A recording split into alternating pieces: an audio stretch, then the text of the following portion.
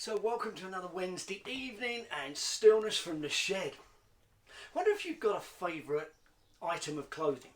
Perhaps it's a tie or a jumper, or maybe for many of you it's a pair of shoes. I'll be honest, and you may have noticed I'm not exactly a fashion guru, but I do have a couple of things that I really love to wear, mainly because they've got a backstory to them. Take t-shirts for instance. Take the t-shirt I'm wearing now. It reminds me of my city, the city that I grew up in. It's not very old, but I like to be reminded. This t-shirt, this reminds me of a kids club that we did some years ago, which was based on a Bible theme. And this one, well, this reminds me of some very special friends. I wish I bought shares in the t-shirt industry. Take the souvenir t-shirt for instance. There is no end of products. But you might not know, historians tell us that the t-shirt first appeared 120 years ago, during the time of the Spanish Civil War. By the time it got round to the 60s, the printed tee was the most popular item anywhere in the world to be worn. The reason people loved them then, and still love them today, is because you can make a big statement. You can send all sorts of messages. You can support good causes. Make a protest. T-shirts advertise products, and still others identify your work or your club membership. Some of the best t-shirts, I think anyway, are the funny ones. One that says, "I'm not short, I'm just more down to earth than other people." And some of you will know my personal favourite, a logo on a t-shirt seen on a motorcyclist on his back. And it said this: "If you can read this, the wife's fallen off." There's so many t-shirts out there. We've even coined a well-known phrase.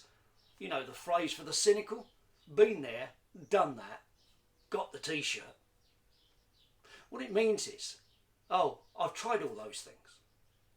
Have you ever made a suggestion that you think's a really good idea, and the response is, been there, done that, got the t-shirt? It's the ultimate put down, isn't it?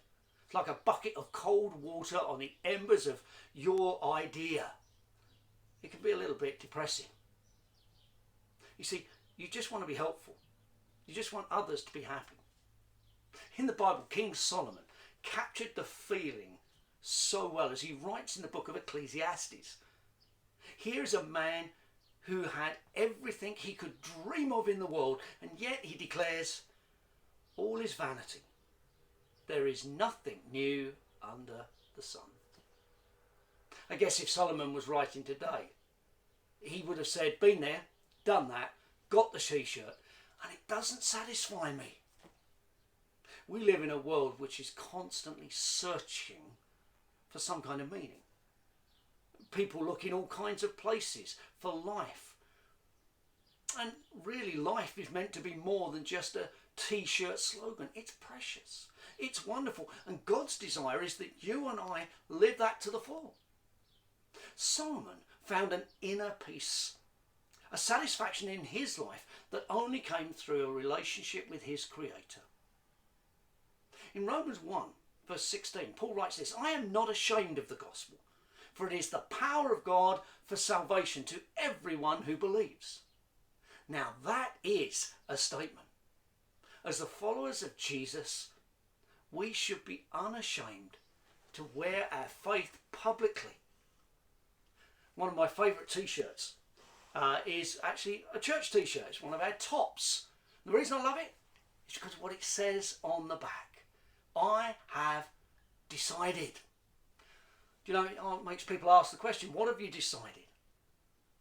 Well, it is something which tells the world who we trust. Now, you might not be much of a t-shirt wearer, but as you go round in your life, you will make a statement to all around you.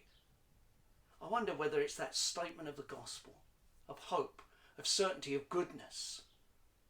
You see, that's why we are those who live out our trust in Jesus. I'm pleased that you join me and Treacle here at the bottom of our garden. I hope the week that you have is going to be one of those weeks where you have the opportunity to statement, to share the gospel of Jesus with friends and family. For there is hope and there is satisfaction, and it's found when we decide to have God at the centre of our lives. Have a great week. I'll see you on Sunday on TCC online at 10 o'clock. Have a great week. Thanks for joining us.